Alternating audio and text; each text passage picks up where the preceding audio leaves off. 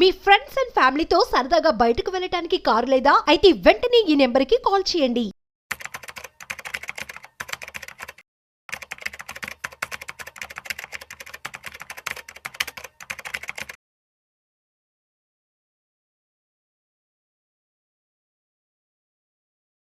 నమస్తే రేవంత్. నమస్తే అండి Revanth, welcome to Vishnu talks. Thank you so much.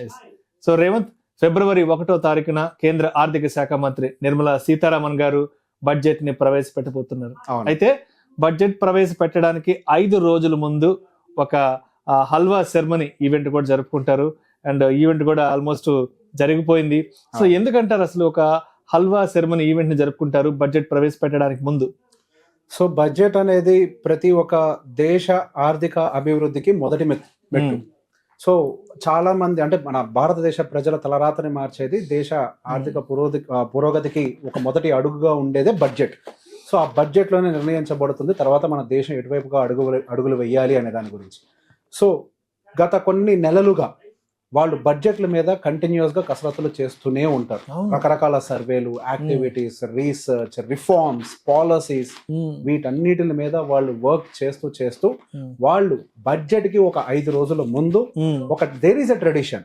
So మనకి ఫైనాన్స్ మినిస్ట్రీయే హల్వాని వాళ్ళు వర్క్ చేసినటువంటి టీమ్ కి వడ్డించడం అనేది వడ్డించడం అనేది ఒక ఆనవాయితీగా వస్తుంది. సో అదొక ఫ్లాగ్ ఆఫ్ ఈవెంట్ లాంటిది.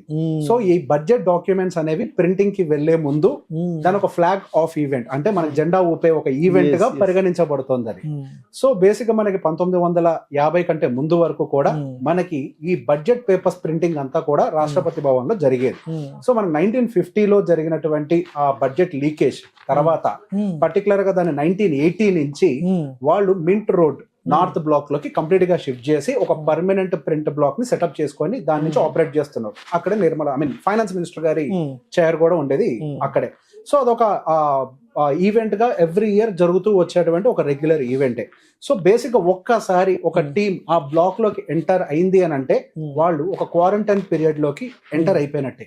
So once they enter there is no coming back again. So it is almost restricted. There is no way.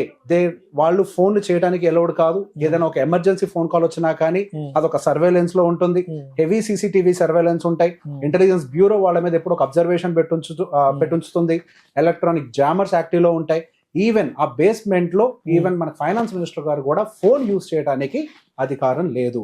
So ఆ బ్లాక్ లో నుంచి కేవలం ఒక మినిస్టర్ గారు మాత్రమే బయటికి వెళ్ళి రావడానికి అనుమతి ఉంటుంది. కానీ ఒక్కసారి లోపలికి వెళ్ళిన తర్వాత వాళ్ళు బయటికి మళ్ళీ బడ్జెట్ తర్వాత రావటమే కానీ ముందు రావటం అనేది మనకు ట్రెడిషన్ లో లేదు. సో ఎవరైతే గత సంవత్సర కాలంగా ఈ బడ్జెట్ కి సంబంధించి కష్టపడి ఉంటారో టీం అంతా కూడా కంప్లీట్ ఒక క్వారంటైన్ పీరియడ్ లో ఉంటారు. సో సంవత్సరం నుంచి కాదు, వాళ్ళు ఒక 3 months పీరియడ్ నుంచి ప్రిపరేషన్ లో ఉంటారు. ఆల్మోస్ట్ క్వారంటైన్ పీరియడ్ లో వాళ్ళు వర్క్ చేయడం జరుగుతుంది అనమాట. Full budget preparation. సో ఇది ఒక క్వారంటైన్ పీరియడ్. సో వాళ్ళు ఎటువంటి పరిస్థితుల్లో మనకు ఆ లీకేజెస్ లాంటివి బయటికి రాకుండా ఇన్ఫర్మేషన్ బయటికి రాకుండా ఉండేందుకు తీసుకున్నటువంటి ఒక ప్రికాషనరీ స్టెప్స్ ఇవన్నీ కూడా 1950లో ఒకసారి జరిగిన తర్వాత దాన్ని కొంచెం సెక్యూర్ చేసే ప్రయత్నం చేస్తున్నారు. సో బేసిక్ గా మనకి ఈ బడ్జెట్ అనేది దాదాపుగా మన భారతదేశంలో 1860 సంవత్సరంలోనే మొదలైంది. మొదటి బడ్జెట్ బ్రిటిష్ పీరియడ్ లోనే మనకి మొదలైంది. James Wilson has introduce the first budget in India first budget. ఆ తర్వాత మనకి ఇండిపెండెన్స్ వచ్చిన తర్వాత 1947 లో మనకి షణ్ముఖన్ శెట్టి గారు మనకి నెక్స్ట్ అంటే మన ఫస్ట్ ఇండిపెండెంట్ బడ్జెట్ ని ప్రవేశపెట్టారు. అండ్ దాంతో పాటుగా మనకి ఇందిరా గాంధీ గారు మన భారతదేశంలో మొదటి మహిళా ఫైనాన్స్ మినిస్టర్ గా 1971 టర్మ్ లో వాళ్ళు ప్రవేశపెట్టడం జరిగింది. ఆ తర్వాత దాదాపుగా 2019లో మనకి మళ్ళీ నిర్మలా సీతారామన్ గారే ఒక ఉమెన్ ఫైనాన్స్ మినిస్టర్ గా మనకి సెకండ్ ఇందిరా గాంధీ గారి తర్వాత సెకండ్ ఉమెన్. అక్కడ ఇందిరాగాంధీ గారు 1 సంవత్సరం మాత్రమే టెన్యూర్ కనిపిస్తూ ఉంటే ఇక్కడ దాదాపుగా 7th 8th బడ్జెట్ సీతారామన్ గారిది మనకి 8th బడ్జెట్ ని ప్రవేశపెట్టబోతున్నారు. సో బేసిక్ గా మనకు ఒకప్పుడు బడ్జెట్ అనేది సాయంకాలం 5 గంటలకి ప్రవేశపెట్టేవాళ్ళు. తర్వాత over the period of time దాన్ని మేబీ ఒక 25 years బ్యాక్ 1999 ఆ టైంలో యశ్వంత్ సిన్హా గారు దాన్ని 11 AM కి షిఫ్ట్ చేయడం మొదలు పెట్టారు. మార్నింగ్ 11 AM కి.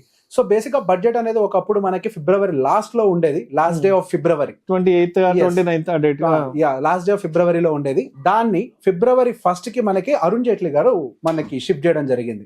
సో మనకి ఆల్రెడీ సీతారామన్ గారికి ఒక మంచి రికార్డ్ ఉంది. One of the longest speech 2 hours 42 minutes in the budget of 2020 and 2021 longest 2020-21 ఆర్థిక సంవత్సరానికి 2 గంటల 42 నిమిషాలు బడ్జెట్ ప్రసంగాన్ని ఇవ్వడం జరిగింది. Highest length speech, longest speech ఇవ్వడం జరిగింది.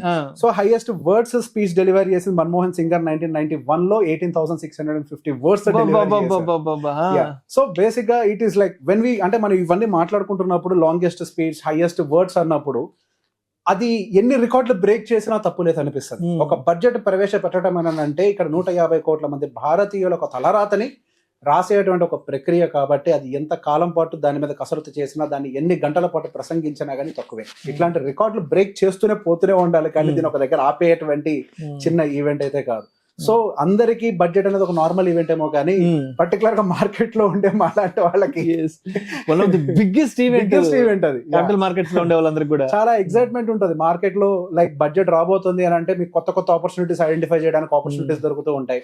So it is a new beginning of every new segment. కొన్ని సెక్టార్స్ కొత్తగా ప్రారంభం అవుతాయి.